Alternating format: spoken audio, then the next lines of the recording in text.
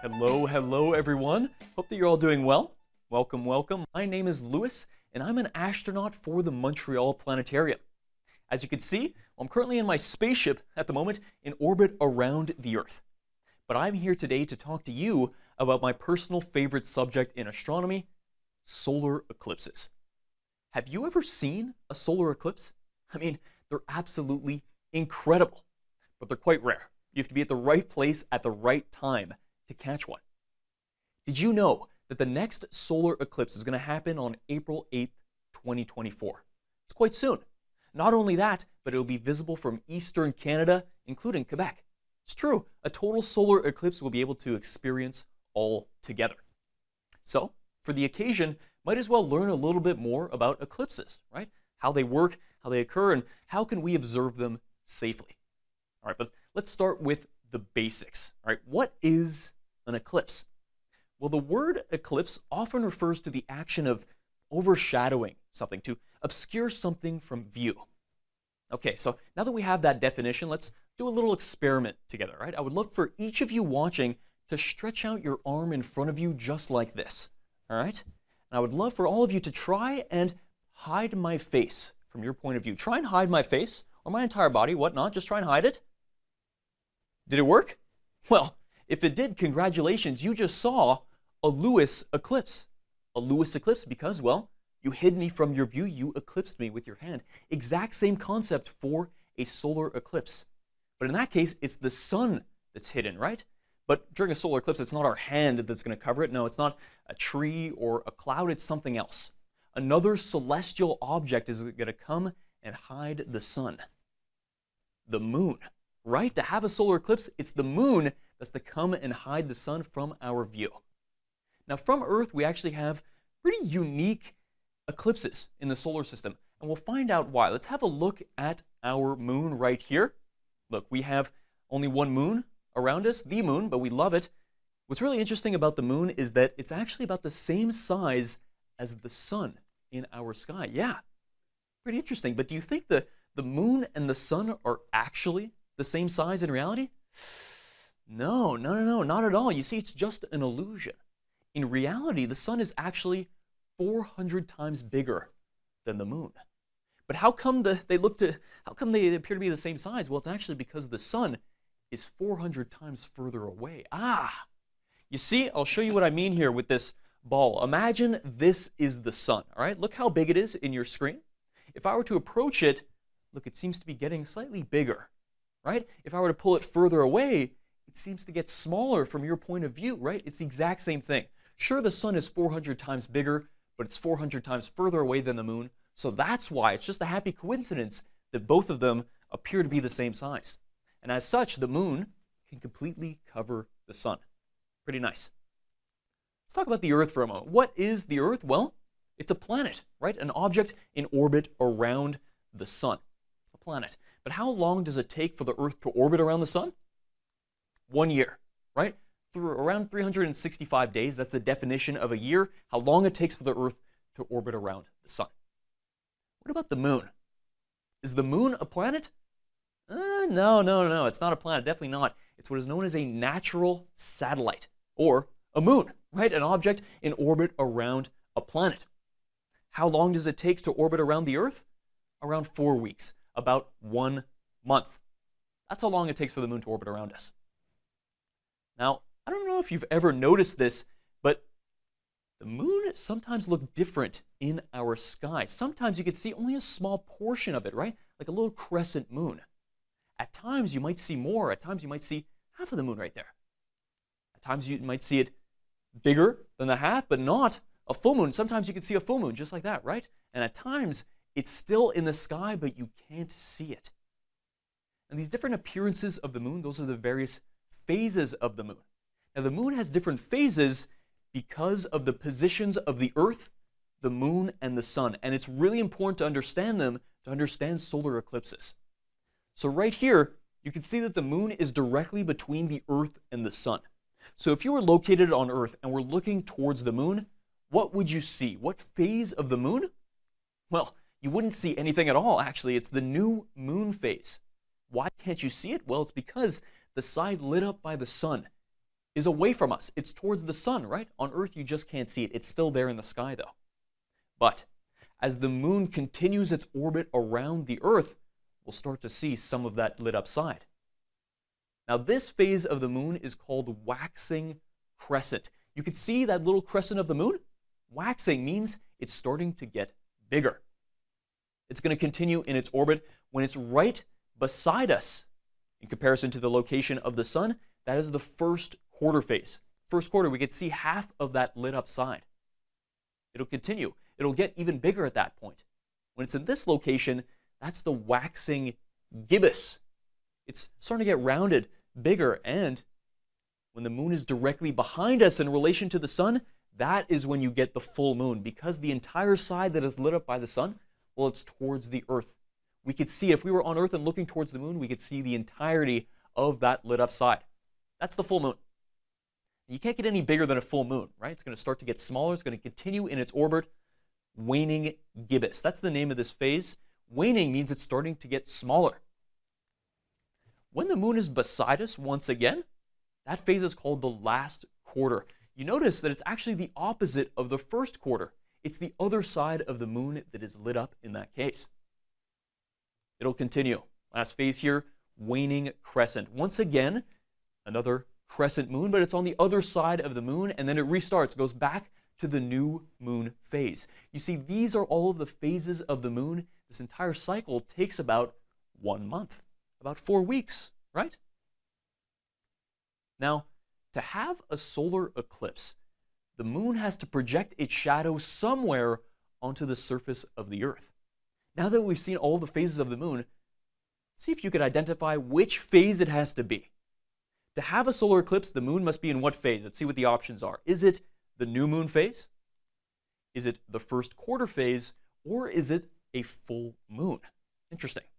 Just a little reminder of all of the various positions here. You see a new moon is when the moon is directly between the Earth and the sun. First quarter is when it's beside us. And full moon is when it's behind us in relation to the sun. The answer, to have a solar eclipse, it has to be in the new moon phase. Yeah, of course, the moon has to be directly between the Earth and the sun to have a solar eclipse, for it to project its shadow onto the Earth. If it were a full moon, if it were behind us, well, that shadow is not going to touch the Earth. No, we're not going to have a solar eclipse. All right. Now, I don't know if you knew this, but the Earth is not the only place in the solar system where you can have solar eclipses, eh? There's another planet in our solar system where you could have a solar eclipse, well, pretty much every single day. Jupiter. Oh, wait a minute. I'm in a spaceship right now. Why don't we go and see Jupiter up close? Yeah, let's go. Let's go see Jupiter.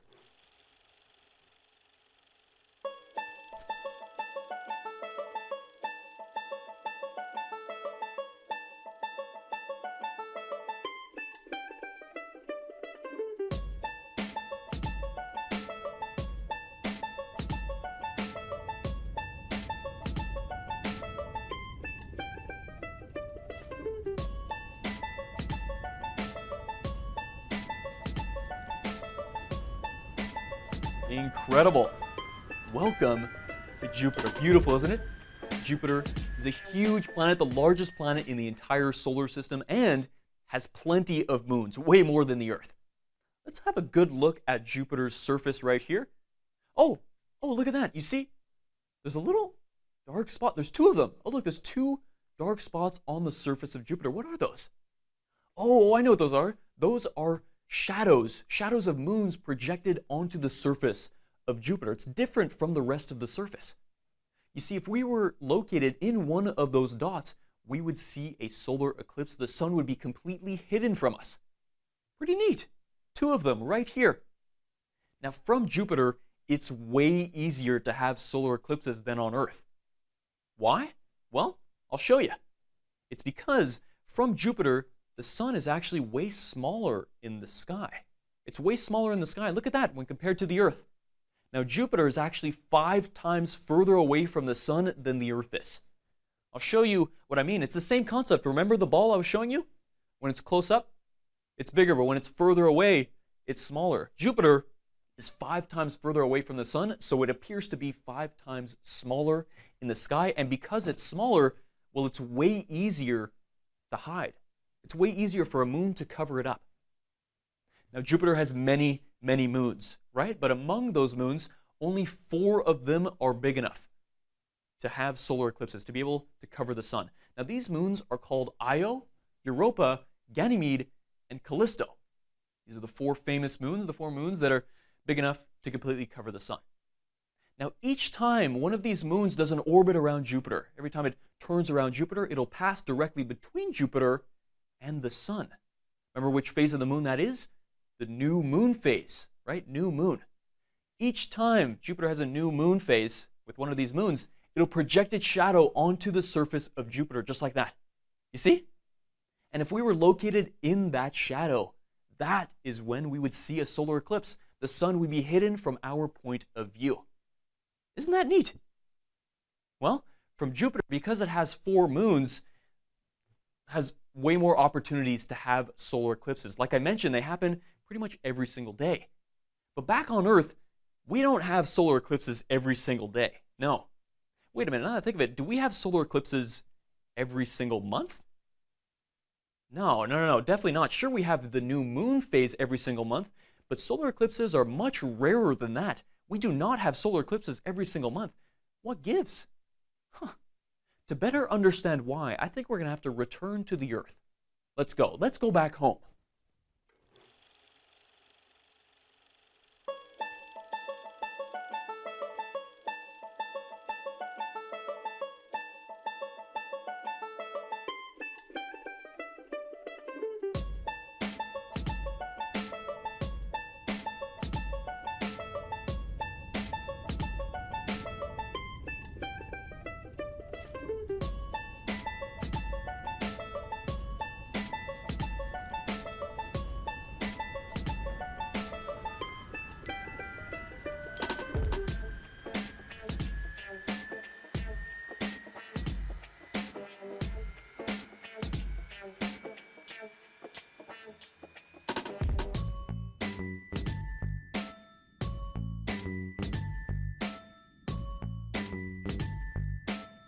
All right, wonderful. That was a fun little adventure going to see Jupiter, but we're back in orbit around the Earth. Look at that.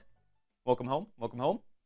Now, as I just saw, as we just mentioned, you see, sure, we have a new moon phase every single month, but we don't get solar eclipses every month. No. Let's find out why. To better understand, to better show you, let's have a look at the orbits of the Earth around the sun and the orbit of the moon around the Earth. Look at that. You see in these positions right here, the moon is directly between the Earth and the sun. It's the new moon phase, right? And from our perspective here from above, it looks like there should be a solar eclipse, eh? It looks like the shadow of the moon should be projected somewhere onto the surface of the Earth.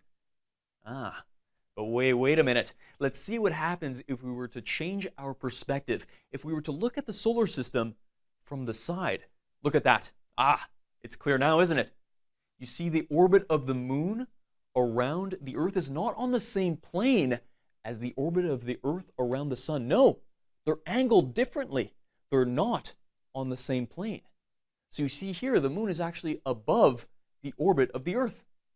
Now, it's true right here, the angle is exaggerated just to show you what I mean, but in reality, that angle is quite small. It's only a difference about 5 degrees. 5-degree difference between those two orbits. But at that distance, the shadow projected by the moon completely misses the surface of the Earth. It's too high. To show you what I mean, look at that. You see the shadow projected by the Earth goes right over our heads. It completely misses the surface of the Earth. There will not be a solar eclipse in this case. The opposite is true as well. Sometimes the moon is actually below Earth's orbit. And in that case, the shadow projected by the moon will go right beneath us. It'll miss us completely. No solar eclipse in that case as well. In fact, most of the time, the moon is either above or below the orbit of the Earth.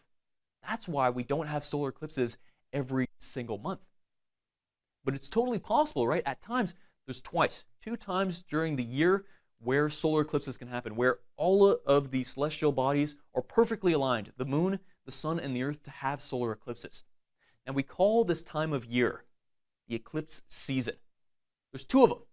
About 6 months difference between them. There's 2 eclipse seasons in a year with perfect alignment. So those are the two conditions necessary to have a solar eclipse. You have to be in the eclipse season, and you have to have a new moon phase. Isn't that neat? But what happens if we have a full moon during an eclipse season? That would mean that the moon is actually on the other side of the Earth. Let's have a look. Oh, look at that. In that case, during a full moon, the moon is actually in the Earth's shadow. Okay, pretty cool. It actually looks a bit red. The surface of the moon is red because the Earth's atmosphere is actually, concentrating a bunch of red light onto the surface of the moon. It's quite neat. It's still an eclipse.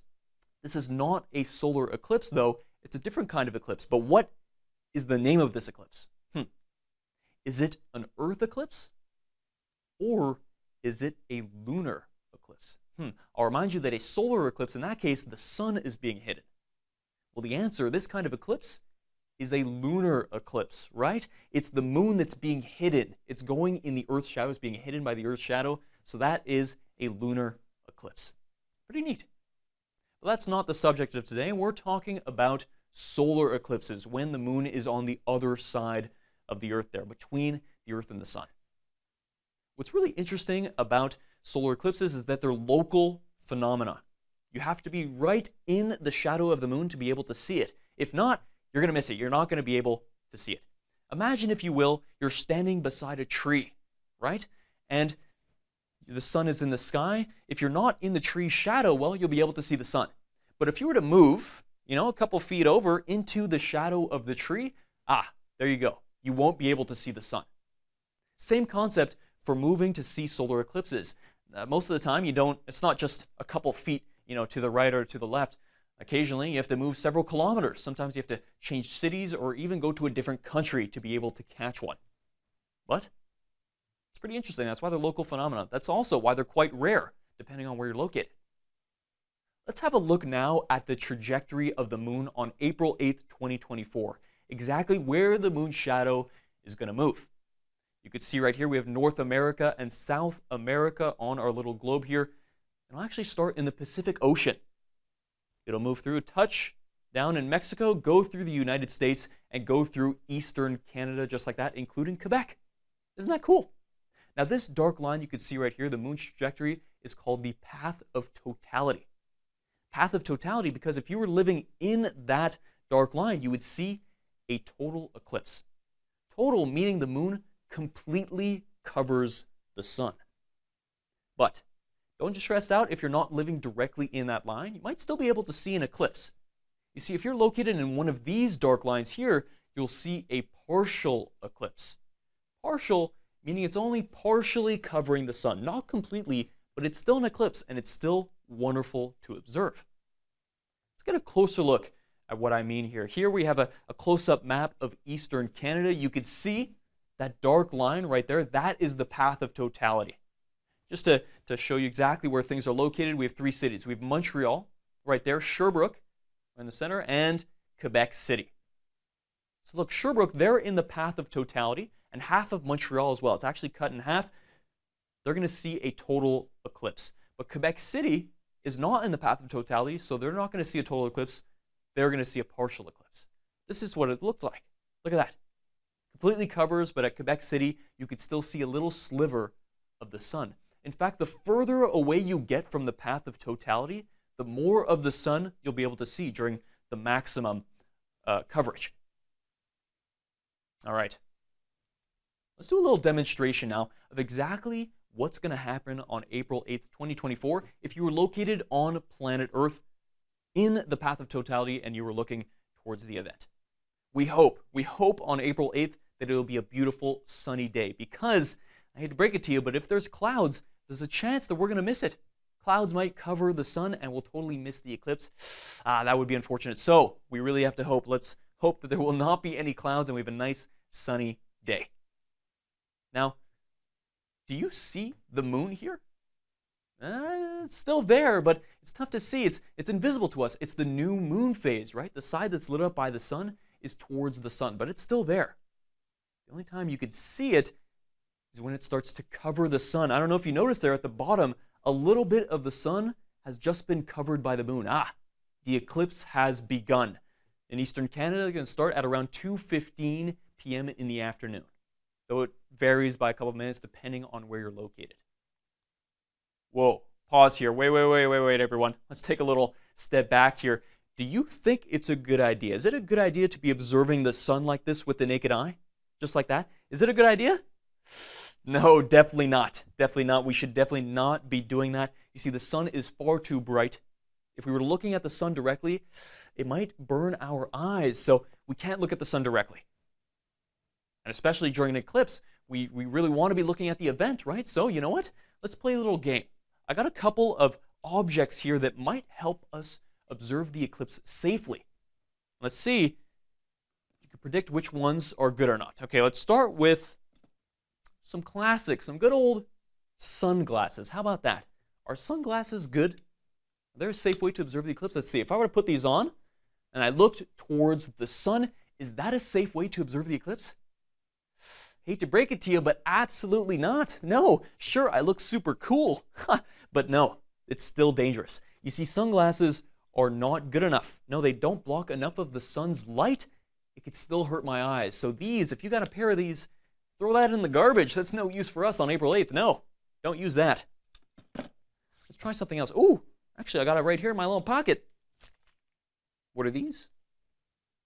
Interesting, solar eclipse glasses. Oh, okay, solar eclipse glasses, interesting. Okay, let me put these on. If I look towards the sun, is that a safe way to observe the eclipse?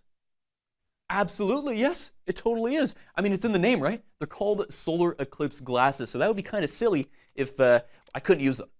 Look at that. I don't know if you noticed, but there's a special material. It's a solar filter. That is what makes it safe. You see, if I were to put these on and I look around me, I can see absolutely, well, I can't see anything.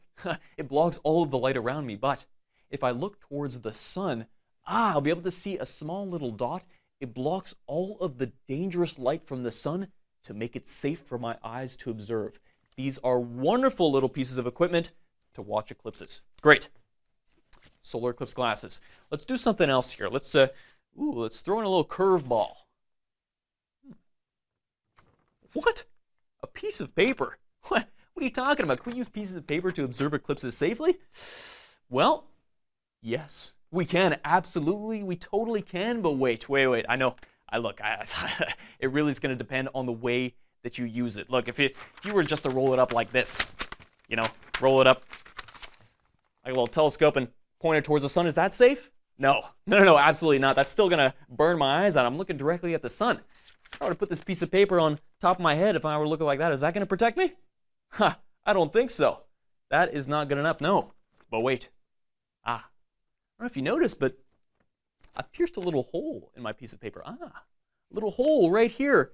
It's an indirect way to observe the eclipse, and that's perfectly safe, and I'll show you exactly how to use it. This is incredibly important.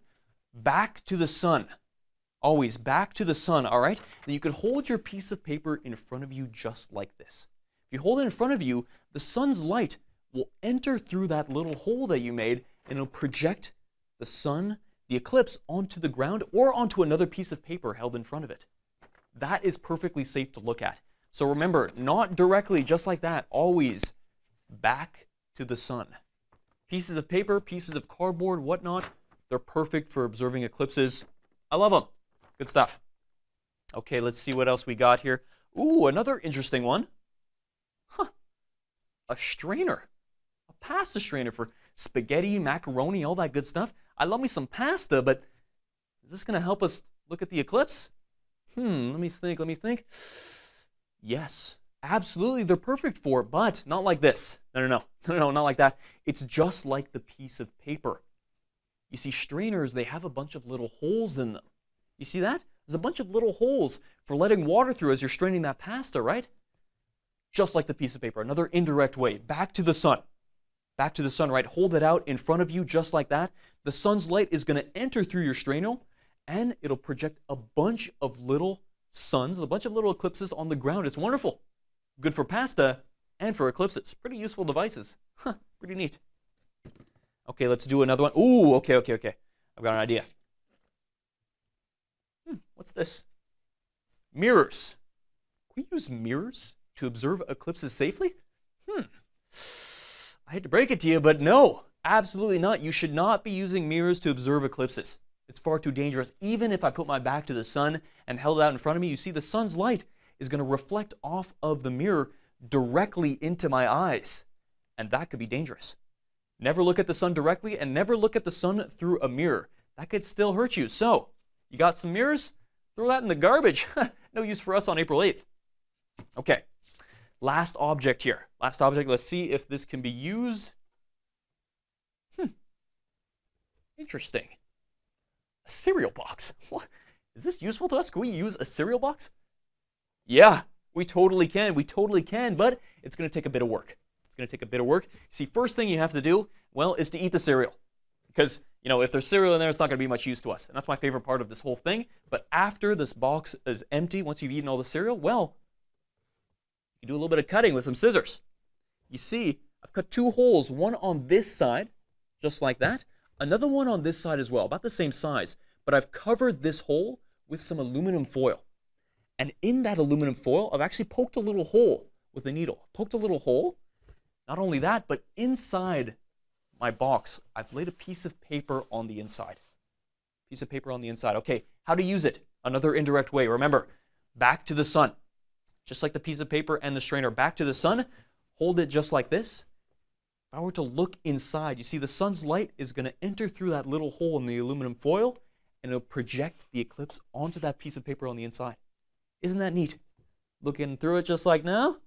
Oh, beautiful. A nice little eclipse inside my box. Incredible. It doesn't have to be a cereal box. It could be any old box laying around that you can use, but cereal boxes are perfect for it. Super easy, and you get a nice tasty snack before. It's a win-win. All right, there you go. Now you know a couple techniques to be able to observe the eclipse safely. Always remember, never look at the sun directly unless you have solar filters. Always use those indirect techniques like pieces of paper, strainers, or cereal boxes. Let's continue with our little demonstration of exactly what's going to happen on April 8th. Remember, we need a solar filter, so let's put that on. Now it's safe to continue. Let's go. Now the moon is going to continue its orbit around the Earth, right? It's going to cover more and more of the sun. The sun is going to get smaller and smaller. It's at this point, I mean, this is still a partial eclipse, right? You could start to use your pieces of paper, your cardboard boxes, all that good stuff to observe it. It's beautiful, just like this. Look, in a piece of cardboard, they poked a bunch of little holes. You can make sentences, you can make drawings out of tiny little eclipses. It's pretty neat. I invite you, please try this out on April 8th. Not only that, but the shadows around us will start to get a little funky, a little bit weird. You could create little holes with your hands even. You'll see little eclipses projected on the ground, and the holes through leaves and branches of trees. Those will project a bunch of little eclipses on the ground. It's really cool, really fun stuff. It'll continue. The moon will continue its orbit around the Earth. It'll cover more and more of the sun. It'll get smaller and smaller. Ooh, I don't know if you noticed that, but the luminosity around us started to change. Started to get a little bit darker, a little bit colder even. Why? Well, the sun's light is disappearing. When the sun leaves, well, it starts to get colder, right? Not only that, but the street lights around us might think that it's nighttime and they might turn on automatically. It's pretty cool. If you're located in the path of totality, well, you know what? The moon will completely cover the sun. That is totality. When is that going to happen? Well, in eastern Canada at around 3:30 p.m. Though that varies by a couple minutes depending on where you're located. But around 3:30 p.m., the moon is going to completely cover the sun. This is the only moment during the event where you could remove your solar filters. No need to use them. No need to use your pieces of paper because the sun's light is gone, right? It's perfectly safe to look at it directly. It'll be like it's the middle of the night, in the middle of the day. Isn't that neat? You'll be able to see the stars, a couple planets even. Not only that, but you can see the solar corona. It's the atmosphere of the sun. It's like a bunch of luminous hairs all around it. It's absolutely beautiful to see. That is a total solar eclipse. It's incredible. Now, how long does the totality last? Well, not very long, and it really depends on where you're located in the path of totality. You see Sherbrooke, that area, it's located like right in the center. It's going to be around 3 minutes long. But a place like Montreal, for example, it's towards the edge. It's cut in half, right? So it's going to vary from between a couple seconds to a full minute. So from a couple seconds to a couple minutes, that's how long the totality lasts. It's not long, and trust me, it's never long enough. Before you know it, the luminosity is going to change. And as soon as you notice that it starts to get brighter, no longer look at the event, right? No longer look, because the sun's going to come back. Or put on your solar filters right away, because the sunlight's going to come back and it could start hurting your eyes.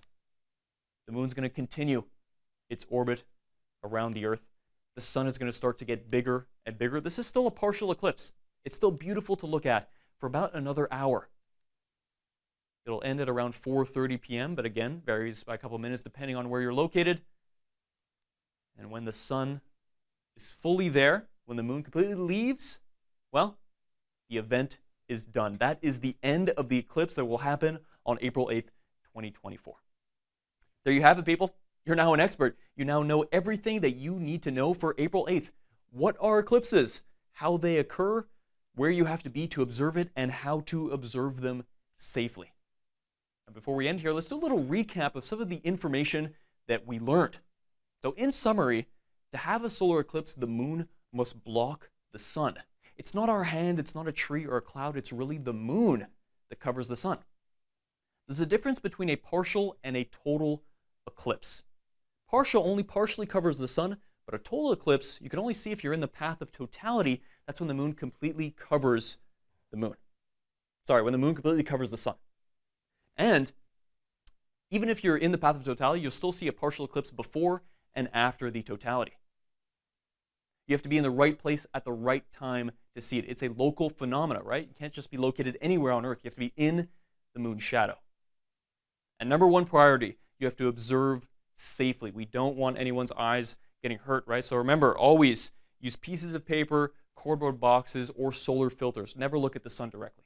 That is priority number one. And there you have it.